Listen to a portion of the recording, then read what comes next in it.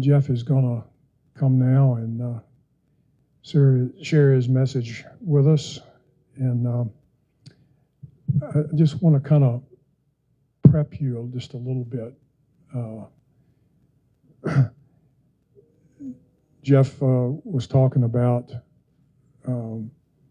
how through my ministry to him, he received something. And because of that, he was able to minister to his brother. But there's more to that story than meets the eye, because I had to get my healing, which was way back in the 90s, before I was ready to pass it along. And that's just the way it works. And tonight maybe is your night. And so I want to encourage you just to listen to the Holy Spirit as Jeff is sharing with us. And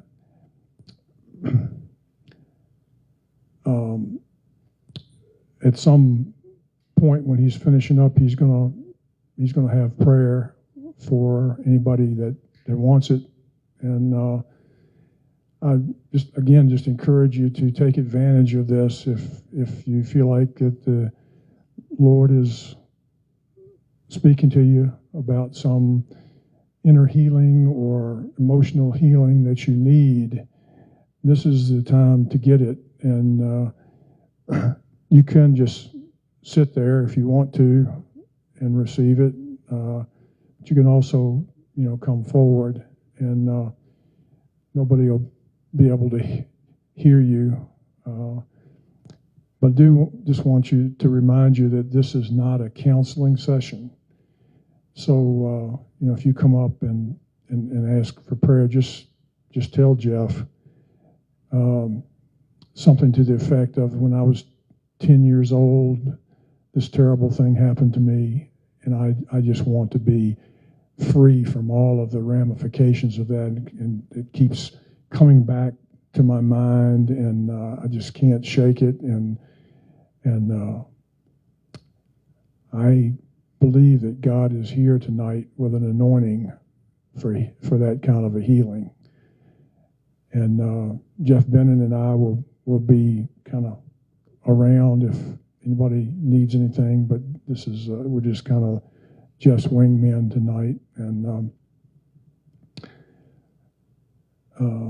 so don't miss the opportunity. And Jeff, you don't have to tell him your whole story, because I've been ministering with him long enough to know that God is going to tell him what he needs to know anyway, and he may just knock your socks off with something that he comes up with, and will lead to a deep healing. So anyway, come on up, bud. Just realized just here recently that I think it's been 7 years now since we've been walking this thing out together, and he's ready. Sorry. My electronics all blew up, I think. Sparks are coming off of him, and so I'm just going to turn it over to Jeff, and we've already prayed for him, and I think he's ready. Okay. So I told you before, my brother, he's 65. I'm 59. I'll be 60. And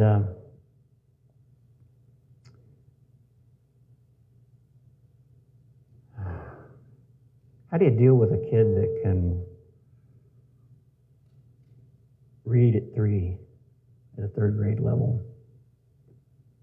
How do you deal with a kid who can do calculus at 6? How do you deal with a kid that's got a photographic memory? He was gifted, smart. My parents really didn't know what to do with all that.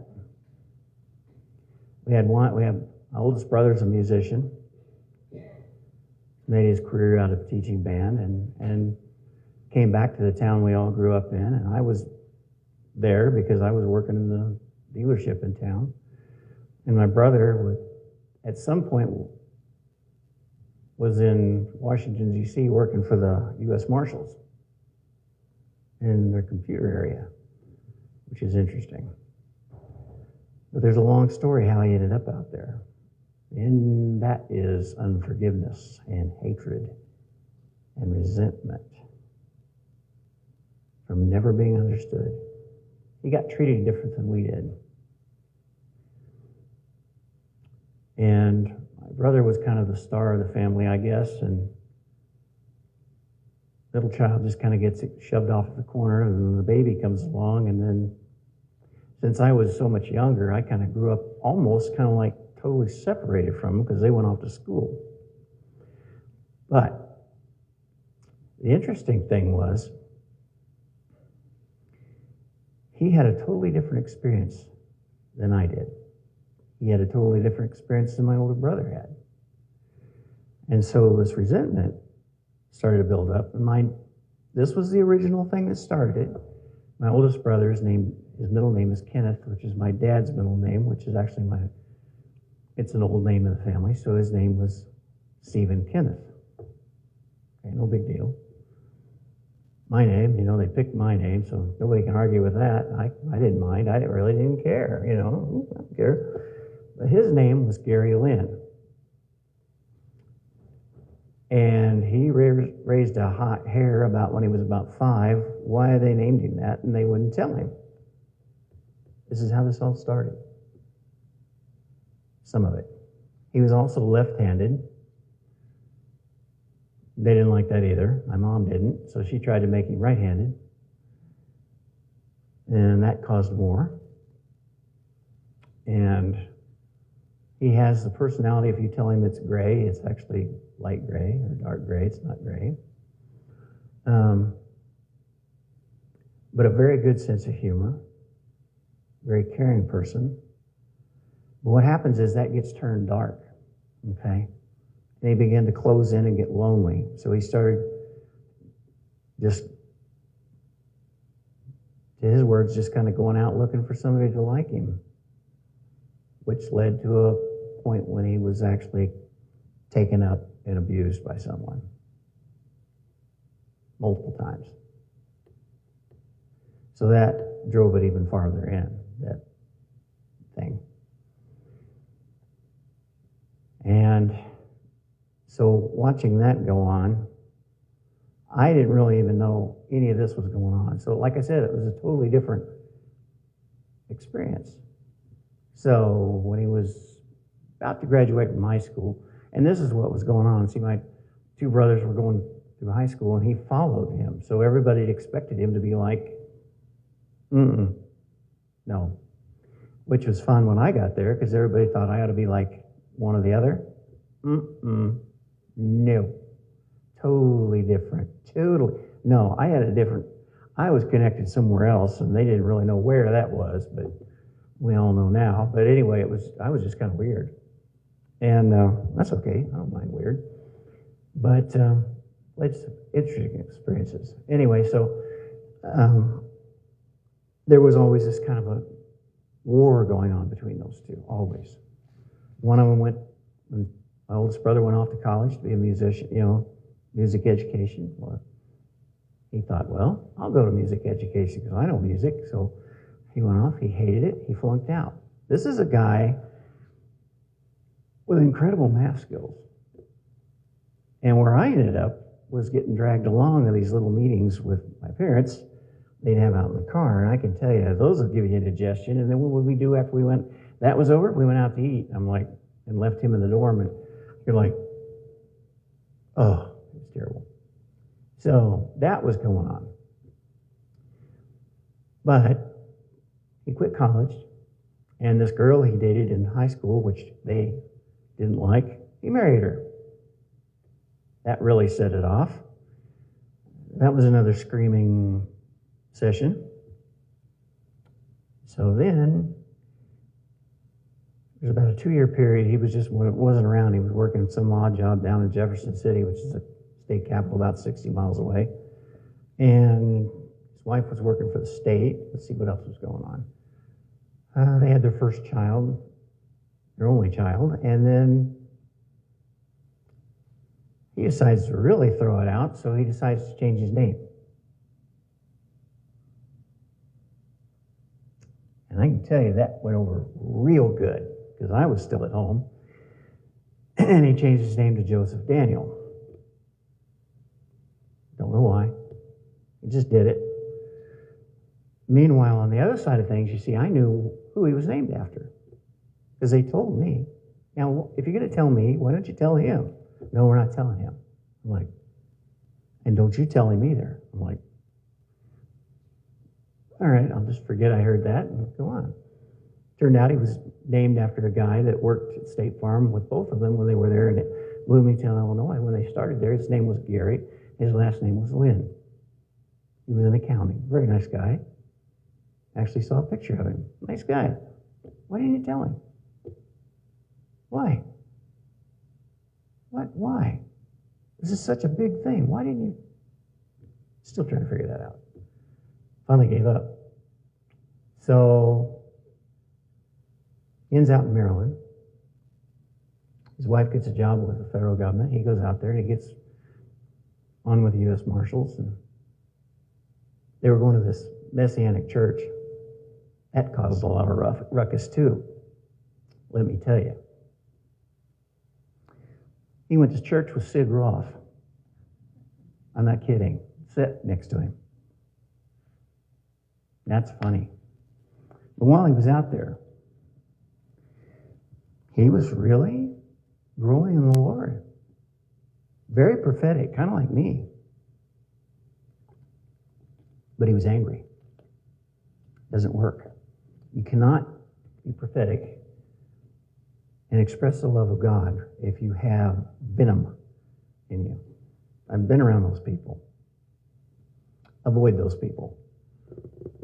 They will suck the life out of you and then hang your hide on the wall while you're gone.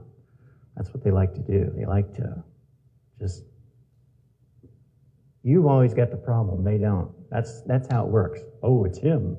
He's the reason the worship team's having all the problem. I'll fix that. I'll quit. So he did. That's how you do that. It's not what you should do, but that's what I did. So I just shut my gift down completely. Walked off. You gonna do that to me? You gonna chew me out in front of everybody? Bye. So, back to him again. So he's working at the U.S. Marshals. So while he's out there doing that, in this building, if you go one way, you walk into the Secret Service, the part you're not supposed to go into. Once you get in there, you can't get out. It takes you 4 hours to get out of there. That was his first day. He walked in there and he was met with rifles. Like, what are you doing in here? Well, he just walked through. He said, you're not supposed to be able to do that. How did you get through? They were thinking he broke through. He didn't know. Spent 4 hours before he even got to his first day of work. But anyway, he noticed that every morning when he would come into this building, there were these nasty, big, black, ugly buzzards that were sitting on top of this building. That's what I tell you about Washington, D.C. And he's walking in and he looks up. And I'm tired of those things being up there. He said, the Lord rebuke you. And they just went, they were gone. They never came back. Okay? Meanwhile, down in the basement, now this is an interesting thing. There were these people. There was a little church group down there. They were like some sort of a book press place. They were Christian books and everything. And there was this lady that worked down there. When my brother would be coming out at night, this lady and all her friends would be coming up the stairs, and she said, Satan lives in the basement. My brother said, well, that makes a lot of sense. Considering where we are and the Watergate buildings across the street, yeah, that makes a lot of sense. So there was a lot of weirdness going on. So finally, when he got out of that, he was really happy. Because it was just a lot of strange things down in that part of town. And I got to go down there and see all that, and I'm like, get me out of here. I mean, it was dark. You can't imagine how dark it was. Well, anyway, long story short, my dad coaxes him to come back. And there was a whole bunch of stuff that went on there. I mean, it was pretty intense, I can tell you. I was my senior year in high school. I was working, thank God, most of the time, or at school. So I missed all that part of it. Now, let me back up. When I was 12, it's Christmas Eve. They're having one of their big blowouts, see, because everybody has to go to midnight church, see. It was a big deal. Well, apparently he didn't want to go, and then the fire started flying. And he goes downstairs. And they say, go down and get him. You can get him to come up. Okay. I go down the stairs, and I get down there, and he's got a shotgun in his mouth. And he's got his finger on the trigger. And I go over there, and I swing my arm, and I'm only about that tall. I'm short, I'm little. And I just swing my arm, and I catch it, it twirls in the air, and it hits the ground and busted it right at the stock of the barrel. Wonder it didn't go off, really. But anyway, it didn't. It busted. You know, he didn't say anything. I didn't say anything. And off we went to church. Now, let me tell you what that did to me. Not only did it put fear in me, it also put something in of that event went down in me. I had to deal with that later. That's a trauma event. And if you're suffering any kind of a trauma event like that, whether it's from abuse or an event like that, it replays in your mind over and over and over. And it's the funniest things that'll bring it up. If you're in a situation like, it's a fight or flight thing, it'll come on. It'll just make you, all of a sudden you'll just freeze up and you'll see that. And you'll start entertaining it. Next thing you know, you're thinking about it. And you don't know why. See how the enemy works? He gets in there, plants something, just replays it. He hasn't learned anything new. He's been doing it for centuries. Anyway, so it's been quite a while. I hadn't really talked to him very much. When I would go back, I'd go visit him. He didn't really want to talk. He just kind of sat there. You do all the talking. It was torture. I mean, he wouldn't hardly talk to you. And I was on the phone with him one day. And he said, I got to ask you something. He said, you didn't have the same experience I did you? Here was the answer. The one answer I had never said. Because every time he ever brought this up, I would deflect the question. I didn't want to open it up. I couldn't deal with it. Because I had too much of my own from cold love from my father and from what my mom, and what it really wasn't so much them personally, it's what happened to them. You see how this works? My dad lost his father when he was 16. He had 6 brothers and 3 sisters. They split them all up. They all got polio. This was about that time. That's what his dad died from. So that trauma from not having that father figure, and his mother went nuts. So he couldn't handle anything emotional at all. So see, anything that would come up emotional, he would shut down. And it would come off as cold. My mother, on the other hand, had a hair trigger like a forest fire, you know. So you got one or the other. You were kind of batted back and forth. Well, me being me and him being him, my experience was different, because when it got hot like that, I became invisible. And how I did that was any door or window I could go out of, I went. And I headed for the timber with my dog. And I stayed there until I thought it was safe to go back. But I never, ever, ever had told him that. And see what I did, I said, no, I didn't have the same experience you did. And it validated for the first time he wasn't crazy. He said, I'm not crazy. I said, no, you're not. I saw what was happening, but I couldn't help you. I couldn't stop it.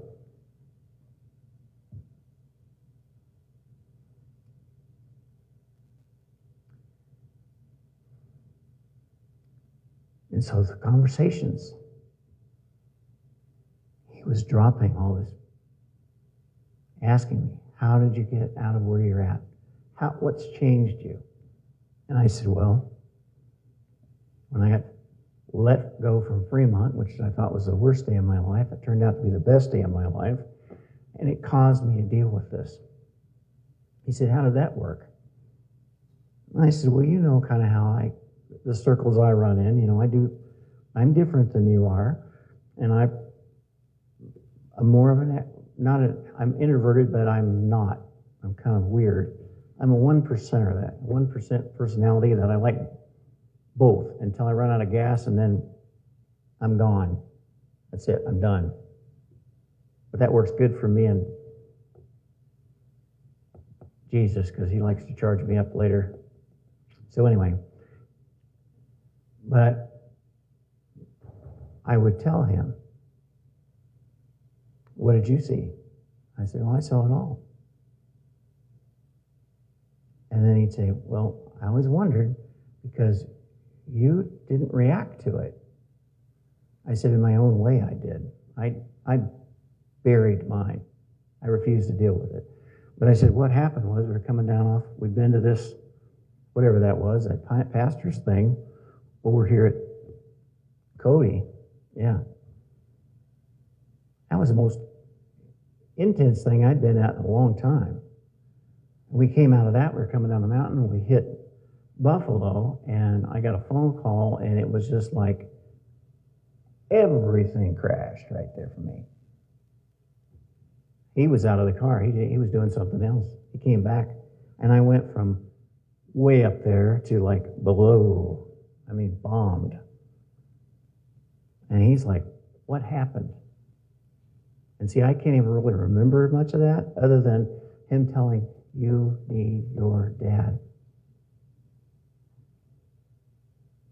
And I said, he's gone. No, he's not. And he started to pray for me. And the next thing you know, all this corruption came out all at once. And I let it go.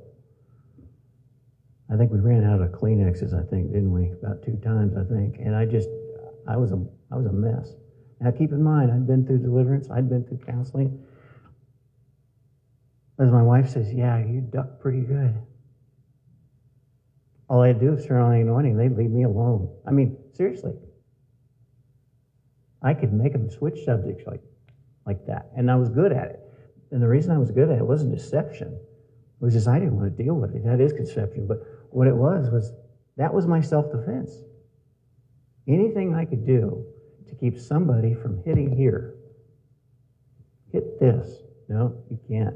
Because I'm going to go this way, or I'm going to go that way. But you're not hitting this. You're not going to find out that I was abused too. You're not going to find that out. You're not going to find that out. And when I told him that, he was like, you carried that all that time? I said, yeah, I carried it. And I said, I can tell you what it did to me. It tore me up. Because I couldn't say anything. Because if I had said something, the person that did it was high up in the community. And at my house, it was how things look. You can't do that. Who are you going to tell? You can't tell your teachers, because guess what? My mom and dad knew them all. Because you know what? They all played cards. I couldn't do anything because the principal and the superintendent and half of the school board played cards. They all got together. If I'd have said anything to anybody, a counselor, it would have got back. And oh my God, how was that smart? So I buried it. And I dealt with the consequences of it.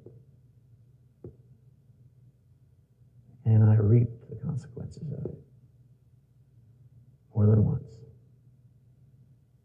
And I continue to reap the consequences of it. Because that sets a foundation for, and not a good one either, for other things to pile up on top of it. You got rejection with that. You can't totally give your heart to somebody if it's like that. It's a wonder we're still married. Because I would shut down. So I had kind of a partial deliverance, but not really a complete one. Until that day coming down that mountain when my daddy stepped in and said, enough. Stop getting your identity from that event. That's not who you are.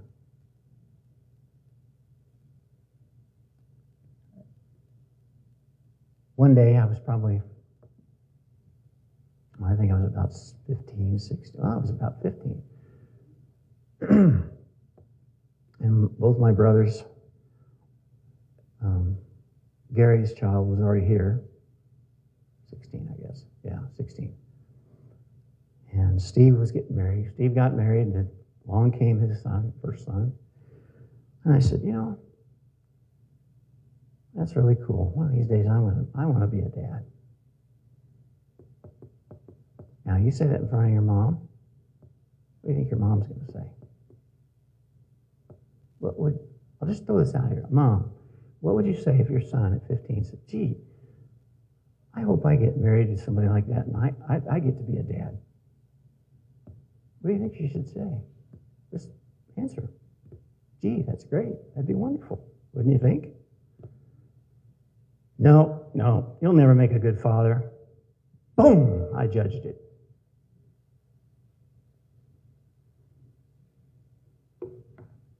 Now you know the big secret. Why didn't Jeff have any kids? Every church I went into, every church I was ever at, I'm not going to tell you.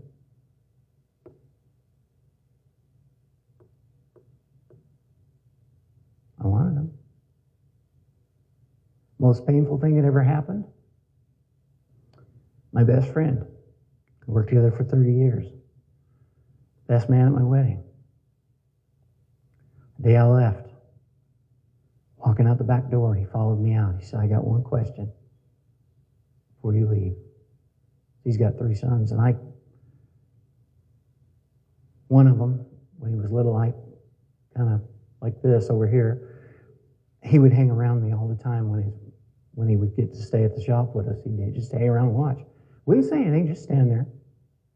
Like, Ryan, what are you doing? And he was like, I just like to watch you. I said, well, your dad's down here. He's doing something really interesting. This is nothing. He goes, no, I want to stay here with you.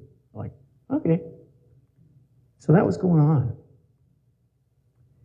Never could figure that out. Anyway, so Frank follows me out the back door that day.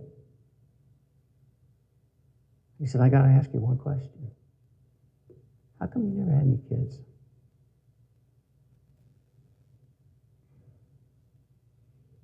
Can't lie to my best friend. So I told him. To this day, he wishes he had never asked.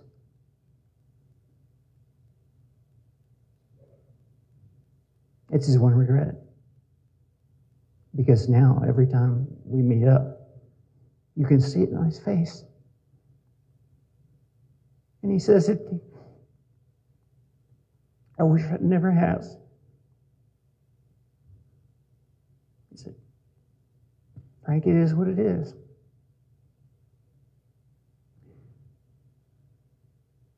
So this is what the Lord told me. Because of that, he knew that was going to happen. But he says this, you're down here to get even. And you're going to save a lot of children. And you're going to deliver a lot of people. A lot of my children, you're going to deliver. And you're going to be more of a father than you would ever been. Because I'm going to pay back what was stolen from you. Which is why. So we were doing this thing up here, that conference that it's had. He comes over and sits down and starts praying for me. And all of a sudden, it just hit like a pile of bricks because I felt it come down on me. And something happened. And it took me about 3 or 4 weeks to figure out what it was. And it was that final piece of the mantle coming down and putting that on me. So the reason I'm here tonight is to tell you this is what happened. So as I was talking to him, he was telling me all these things. I have text after text after text of him asking me all this stuff. And I would just answer back, yes, I saw that. I validated all of that. He said, I'm not crazy. All these counselors, they've been telling me I'm not crazy, and I keep telling them I am crazy. I said, no, you're not crazy. It happened. I was there. I saw it. But I couldn't do anything about it. I couldn't stop it. No matter what I did, I couldn't stop it. So he gets up one night, and I told him, I said, I think something's about to happen to you. And I got to be careful what I do, because now he's Catholic. Just kind of throwing a little bit of a ring in it, but it's doable. It's doable. That's what I'm telling you. Nothing is outside of the reach of God here. Unless you got somebody with a seared conscience, that would be my older brother who thinks I'm crazy. Oh, and by the way, there's no excuse that I'm out here. I joined a cult. I'd like to know which one it is. I don't know. That's what he's telling everybody all over town. That got back to me. That was nice and painful. And I just kind of let it go right on by. I was like, oh, good. They got something to be complaining about, so they're happy. Anyway, this is how it happened. He gets up in the middle of the night because he's a computer programmer, and he's started several of these startup companies with these people. He makes more money than anybody I ever knew, but you wouldn't know it. All these guys that he works with are billionaires. And they just start these companies, but this one they're actually keeping. So they're working with all this stuff. And he said, I get up in the middle of the night, I'm thinking I'm going to go out and see how my stuff's running. And he said, walk into the bathroom. And all of a sudden, the Lord spoke to him. I think the Lord spoke to me. I was like, what did he say? He goes, you know, I can get rid of this so fast, it will make your head spin. So he goes back out and he goes to his computer. He's working along. I have this.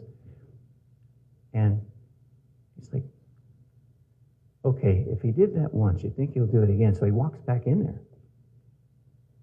Well, what do you mean you can get rid of it? He said, just let me heal you. And it happened. All of a sudden, all the shame and pain and everything just lifted off of him. And he has no explanation for it. He said it just like all this black darkness just lifted off of him. And he can't explain it. So he goes back to bed. He wakes up in the morning. He said, boy, did I dream that? But he feels different. He can't figure it out. So he calls me. Man, the weirdest thing happened last night. I've got the text. I said, yeah, I saw that. He goes, no, I got to tell you more. So he fills in all the blanks. I said, well, that's interesting. I wonder if that's going to happen again. No, you never know. My bet is it probably will. I didn't tell him that. I had the inside track on it.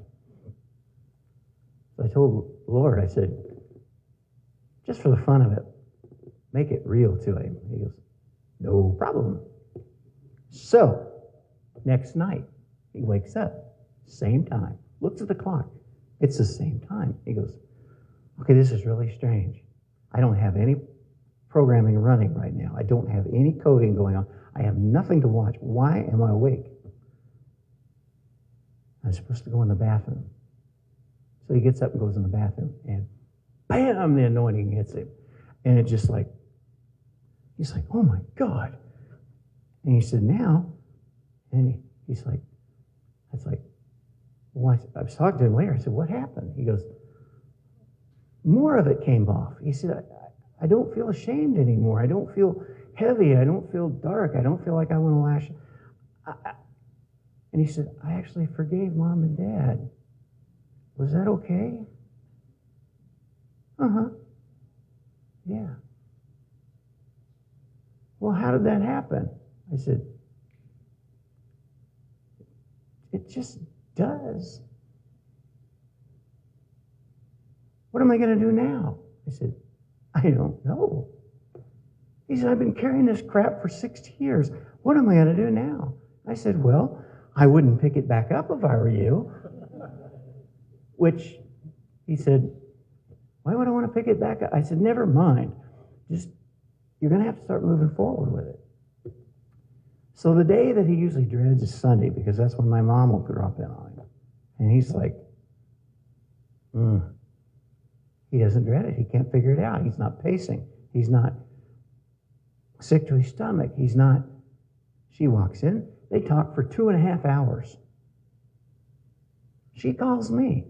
Oh, I just had the most wonderful visit with your brother. Really? What'd you talk about? Oh, all kinds of stuff, like way back. It's like, interesting. You know anything about what's going on with him? Oh, no. I don't know anything. I'm not stupid. So anyway, this is a continual process. He still has his bad days. But he has more good days than he has bad days. He tells me when he has bad days. And he tells me what's going on. I said, well, that's normal. And I said, the enemy's going to come along and try to check you. And see if you really want to get rid of it or you want to pet it. You want it back? Yeah. I said, have you forgiven the guy that did the other thing? Long silence. No. I don't know about that yet. I said, no problem. Give it time. 2 days later, same time, got up, went in the bathroom, didn't even realize it until I looked down the hall and the clock was on. He said, same time. Walked in the bathroom, and Lord said, are you ready to get rid of that? You carried that long enough? Want rid of it? Forgive him. He says he's dead. He says, well, forgive him anyway.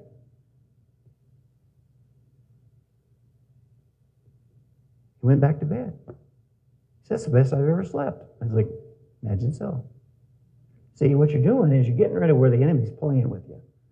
Because all the time this was going on, he was getting stuff that he thought I did. I didn't do. I tell him, nope, that wasn't me. I swear it wasn't me. And he believes in me. Because if it was something I did, I said, yeah, that was me.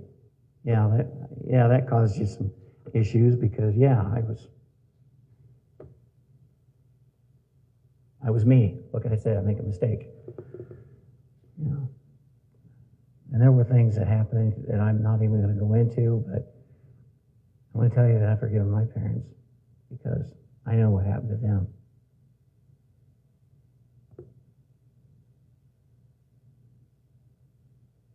I know exactly what happened. It took me a while to piece it all together. But I know. And that sin follows to the next generation. That sin falls down on the next generation. So the whole thing is tonight, this is what it is. If you got something, you want to get rid of it. Don't carry it. There's no better, it's better to throw it off on somebody that knows where to take it and what to do with it. I just wonder how long it took to drag all that mess away. Probably about as long as it took to drag my mess away. Not very long. So whether it's 6 years, 60 years, 10 years, 5 years, 2 years, or yesterday, it can all be taken care of. Because we got a wonderful Savior who went to the cross and paid the price. And that presence, indeed, to be in the presence, especially where we're in these times we're in, the more you're in the presence, the safer it's going to be. The more you're tuned into Him, the better off you're going to be. You're getting woke up in the middle of the night, you're getting direction like that, stay with it. Gee, I was going to go here. Nope, you're not going there. And you'll feel it. The more you get connected in, the stronger it'll get.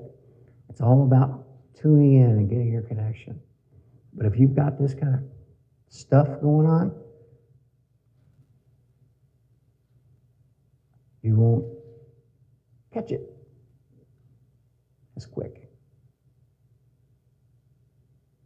Because when I was talking to Him, I got rid of some of it that I'd forgotten. I had a list of people I had to forgive. I'm like, ooh. People are mean sometimes.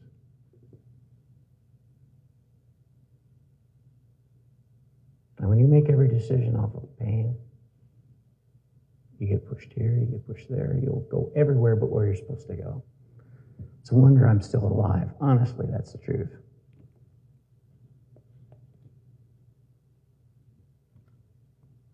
One of those little stunts I pulled, I almost froze to death. So, could have been over with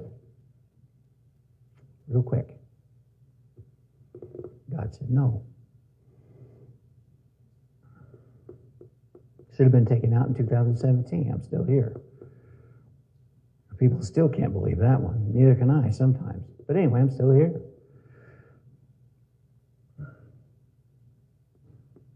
And here's the big one. They don't like me being out here because guess what? The real reason? He actually told me this. I was like, oh, that's lovely. You can't control me. My brother and my mother were like this, you see, like that. Last thing my dad told me before he passed away, sitting in his room before I left, get back out to Wyoming. If you're here, they'll drive you crazy. That's what he said. Like, really? Interesting. He's right. So, they've been trying to get me to come back. Tried everything. You wouldn't believe some of it. It's like, no thanks. That's why. Got to think up something new every time. So anyway, I'm here because God sent me here. He put me here. And you're here because God put you here. And He's caused some of you to really take root. Some of you haven't got your roots all the way down yet, but some of you are really getting some deep roots. And I love to watch it grow. I'm going to tell you again, you have a light on you when you leave here. You have that same light when you're in His presence. Whatever it is that gets you into His presence, practice it.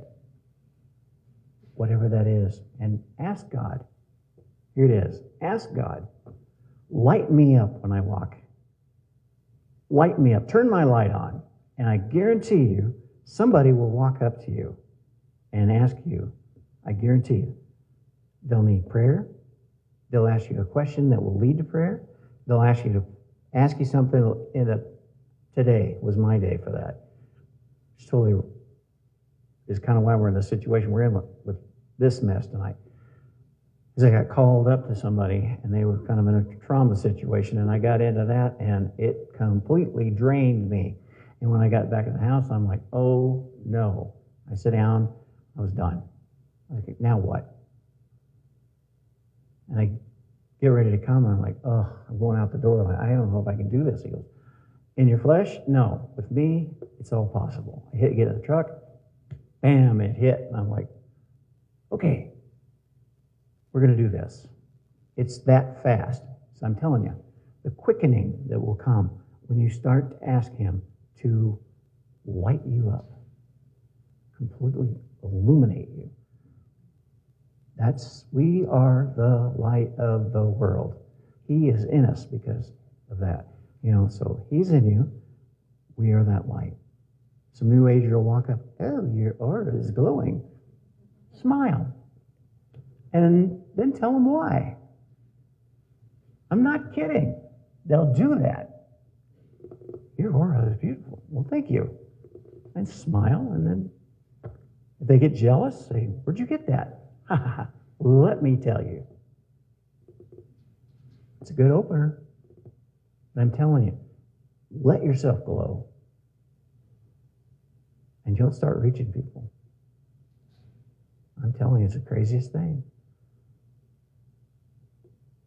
Because I had it happen today. I'm like, it was weird. It was almost like, whoops, I guess I had it on a little bright, maybe. I really didn't want to be bothered.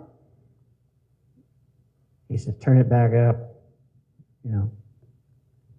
We have this running thing, like I can turn it down and turn it up. He goes, it doesn't work that way. So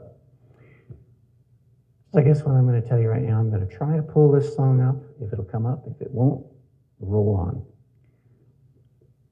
But I want to tell you, God is here to heal the brokenhearted, the hurt, to help you forgive, to help you, not demand you, help you forgive. There's a difference. He's not pointing at you going, you need it. No, you need it. No, that's not it. He draws you in to his love and then helps you forgive.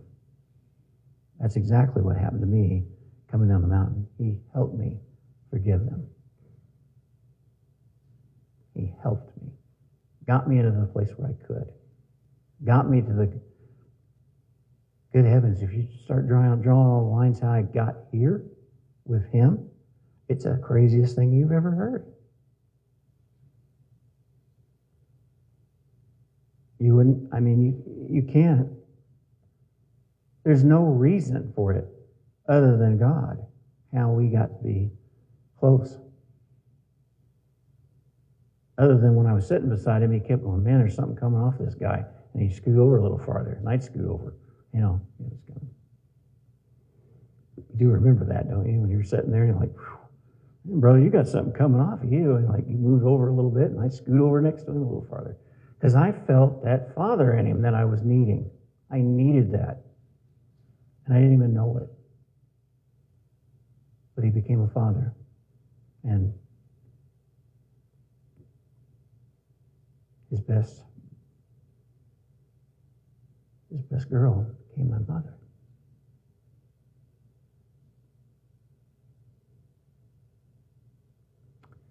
And that's what I needed too. Unconditional love. I didn't know what that was. No performance. It's okay to be you. We like what's in you. We like you for you. We love you because of you, who God made you. That'll rock your world. Did mine. So just kind of hold yourselves there. You don't have to get up. If you want to come up, that's fine.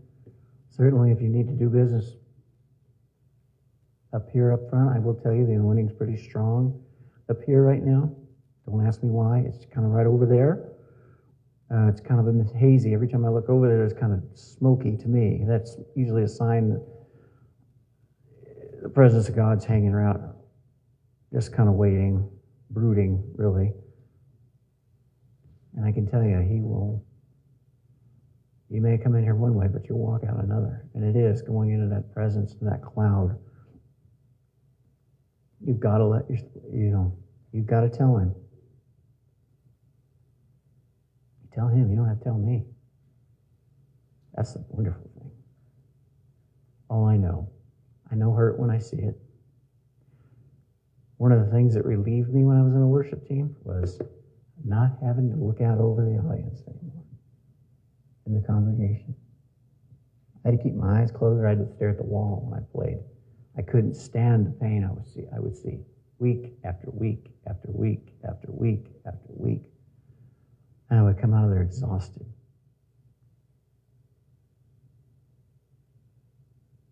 Sat on the front so I didn't have to look over it. It was also close to the door if I needed out, too. So, I'll try to get this thing to go. In between that time, just kind of make yourselves wherever you want to go. I don't care. If you're ready to go home, we'll go home. But if you're not, I'll hang around. If you want prayer from me, that's fine. Like you said, it's not a counseling session. I will tell you, God will tell me. He's actually already told me a few things. Some of your physical stuff is connected to this. Which is, even a physician will tell you that. The great one knows everything. That's what he tells me. I'm the great one. I'm the great physician. But emotional things will cause physical ailments. Depression causes heart issues. Imbalances in your immune system. All kinds of things. We've been put all kinds of imbalances in your brain. I mean, it's crazy what it'll do to you. So if you've got that kind of stuff going on, if you're kind of high and low, and you auger in one day and you're up on the top of the mountain the next day, almost somebody says, I think you're bipolar. Oh, by the way, they diagnosed my brother as being bipolar. He's been taking medicine for it for 20 years. Guess what he ain't taking now? See? He said, this stuff's making me feel weird. I said, quit taking it. Go see your doctor. She said, you don't need it. Well, that's different, isn't it? So what happened? He's asking me, what happened to me? Well, let's just say you got healed. How's that sound? Okay, that sounds good. I've been healed of whatever that was. I said, there you go. But I'm telling you, your voice on a phone will crack the hardest piece of rock there is. It will crack it because it's not your voice. It's him using it. Truth, it will set you free. Let's see if we can